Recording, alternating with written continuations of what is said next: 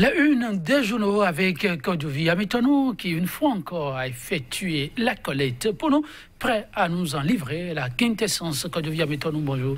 Bonjour Joël Tondi, bonjour également à nos amis téléspectateurs. De l'actualité de ce deuxième jour de la semaine, qu'est-ce qu'on peut en retenir? La politique, toujours la politique, même si la moisson est maigre. Les canards qui nous sont parvenus ce matin ont largement abordé donc ce volet-là de la vie sociopolitique du Bénin. Et c'est beaucoup plus en ligne de mire législatives à venir. Il y a aussi des acteurs politiques que le quotidien Matin Libre est allé constater dans leurs différentes œuvres, qui au niveau de la justice, qui au niveau du sport, qui au niveau de la politique également, qui est qui. Donc c'est ce que le journal a écrit. Ceux qui feront donc l'année 2019 sont à retrouver dans les colonnes du journal. Nous allons démarrer avec l'Audace Info qui, de façon audacieuse, est allé rechercher le préfet de l'Atlantique, parce que depuis peu, le préfet du littoral, du moins, ce qu'il a pu le retrouver. Qu'est-ce qui fait cacher le préfet Modesto Boula, les Cotonois s'étonnent, disparition mystérieuse du roi du littoral, écrit simplement le Canard. Et puis, géant meeting et satisfait des populations d'Atiébé, toute la 17e circonscription tombe dans l'escarcelle de l'USL. Le nouvel observateur, intense activité politique pour les législatives d'avril 2019. Les acteurs politiques et l'article 63 du Code électoral législatif 2019, toujours on en parle. Les étudiants, l'autre bastion électorale et puis taxation de la connexion Internet. Yahi remet en cause la décision de l'ARCEP, verdict de la Cour d'appel sur le dossier du quotidien La Nouvelle Tribune. L'audience en appel désormais prévue pour le 24 janvier. Et puis descente hier de l'opposition à la Sénat, une autre manière d'assurer la veille. Quotidien Matin Libre, qui est qui? Je vous l'avais déjà dit, je vous l'ai dit, ceux qui feront 2019. Vous avez donc la photo des personnalités politiques, entre autres Yahi Bouni, Adjavon, Amoussou, Bruno, Mbedi, Talon, ABT, beaucoup d'autres acteurs à retrouver dans les colonnes du journal, comme annoncé, sans oublier le procureur spécial de la Criette, et bien sûr, Monsieur Togbonon. Matin Libre cède donc sa place au journal Point Média. Interminable procès ICC Service devant la Criette, justement. Le parfait alibi pour maintenir Métoyon en prison et puis augmentation des tarifs de communication au Bénin. Les inquiétudes du président Thomas Pouniaï. Merci à vous, Kodjovi Amitonou. Je vais plutôt démarrer avec Point Média que vous avez en main. Je peux l'avoir. Merci à vous, Kodjovi Amitonou. Point Média, on démarre avec la manchette. Interminable procès ICC Service devant la Criette. Le parfait alibi pour maintenir Métoyon en prison. Quel parallèle? Non, mais il n'y a pas de parallèle, il y a forcément un rapprochement. Vous savez, ce procès a été déjà une fois, depuis qu'il est annoncé devant la Criette, programmé pour déjà un 20 décembre, si j'ai bonne mémoire, et puis après 16 janvier. Ben, depuis le 17 décembre que la Criette a démarré le procès ICC Service et consorts, il n'y a pas ce jour-là, à part les jours, les week-ends, samedi ou dimanche.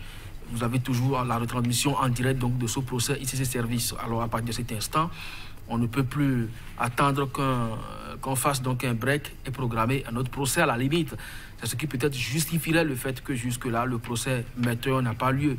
Maintenant, pour les parents du détenu, c'est quand même regrettable. Et c'est d'ailleurs ce qui fait que ce journal a écrit exactement un titre comme celui-là.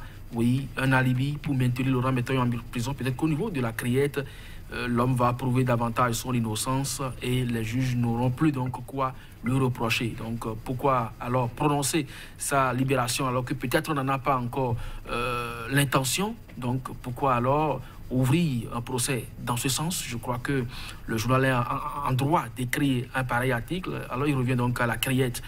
Si tant est que on reproche quelque chose à Laurent Métoyon, de l'écouter et de trancher une fois pour toutes. Oui, il faut que chacun joue à fond sa partition pour éviter les suspicions. Nouvel observateur, Kodjovi Amitonou, le politiquement chaud à sa une, 3 articles qui vont presque dans le même sens sur le terrain politique. Législatif 2019, descente hier de l'opposition à la Sénat, une autre manière d'assurer la veille citoyenne. Oui, je crois que c'est l'opposition en train de jouer à fond son rôle, parce que juste au lendemain donc, de la transmission de la liste électorale à la Sénat par le COSLEPI, vous avez suivi les premières réactions du président de la Sénat. Je ne répondrai pas des dérives du COSLEPI. Alors, des dérives, ça veut dire qu'il y a déjà ça en perspective. De quoi est-ce que cela retourne? C'est quand même bien que l'opposition fasse donc cette descente pour s'en acquérir et savoir donc les dispositions à prendre. On apprend également dans la même foulée que le code actuellement en vigueur fait abstention donc des signatures des représentants des partis politiques dans les différents bureaux de vote. Qu'est-ce que cela va renvoyer? Est-ce que le fait qu'ils ne signent pas les procès-verbaux, ils peuvent désormais en réclamer la paternité demain parce que la compilation des résultats se fera d'une manière ou d'une autre à partir donc des bureaux de vote.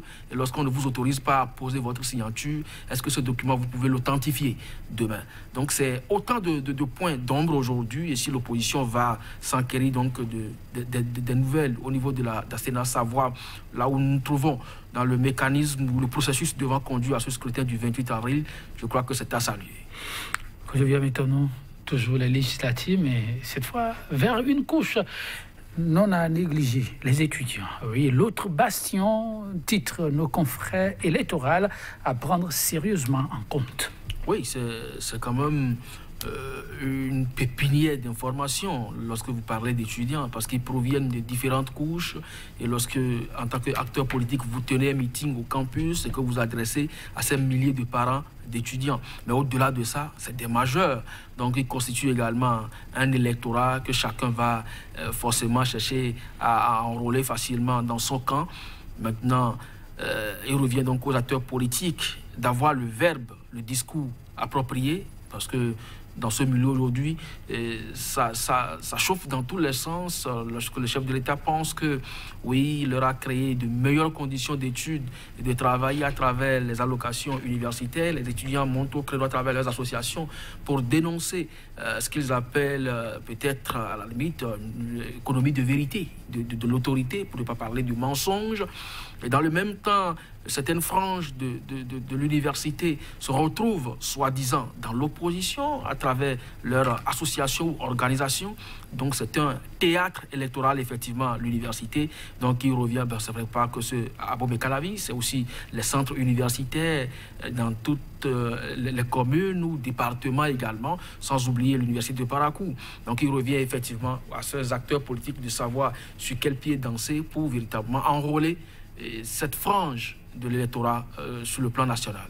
On va passer à autre chose, mais avant, l'observateur, le nouvel observateur nous offre un article que je ne saurais passer sous silence, la taxation connexion Internet. C'est finalement Yahya Bonini qui s'invite dans la danse. Il remet en cause la décision de l'ARCEP et invite les responsables à revoir leur copie. Je ne sais pas si c'est trop tard ce qu'il vient de faire, le président Boni Yahi, mais toujours est-il que nous l'avons déjà dénoncé ici, lorsque vous êtes dans un état où on parle de l'économie numérique et que ce sont ces mêmes autorités qui, avec leur bras armé ARCEP, qui augmentent les frais de communication des réseaux GSM, ça pose problème. Nous l'avons déjà dit ici, on a tout fait pour faire partie Glo, mais quand on va récupérer les abonnés Glo, on les verse à une structure concurrente, alors que dans le même temps, le directeur général du MTN avait été renvoyé, expulsé donc du territoire national. On prend les abonnés de Glo, on les verse à Move Bénin.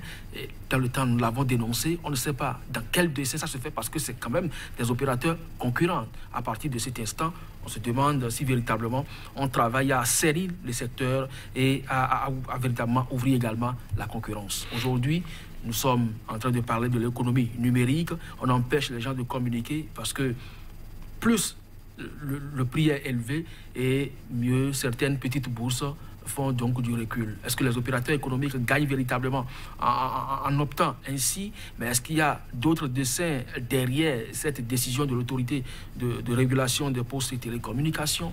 C'est en tout cas des interrogations Il revient donc à ces différents acteurs impliqués dans la chaîne d'apporter des éléments d'appréciation.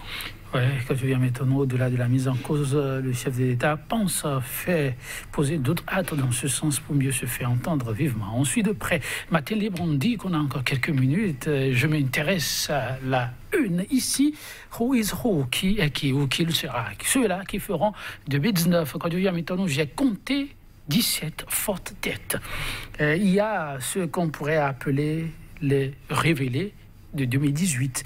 Mais ce qui a retenu mon attention, moi, c'est une figure, une seule, la figure d'une dame. Je ne sais pas si vous l'avez constaté. Des 17 personnalités, on ne constate qu'une dame. Qui est-elle? Pourquoi elle? Rien qu'elle.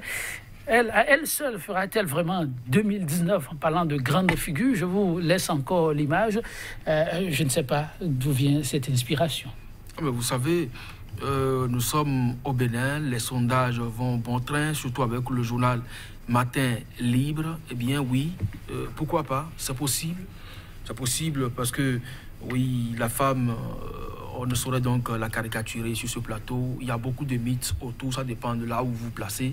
Mais toujours est-il que le journal sait pourquoi elle a été la seule à être identifiée. Peut-être que demain, il reviendra plus amplement dessus et nous aussi, nous disposerons de temps pour apprécier de fond en comble ce sujet. Toujours est-il que nous avons 17 éléments qui feront donc la une de 2019 selon le journal Matin Libre. On est qu'au début. Vous parlez de révéler. On ne sait pas s'il y aura peut-être à partir de demain des ruptures. Merci, que Dieu vienne maintenant, mesdames, messieurs, on s'en arrête là, on n'est pas macho, vous comprenez. On reviendra plus amplement sur cette figure, on vous la fera découvrir plus amplement si cela s'impose. À demain.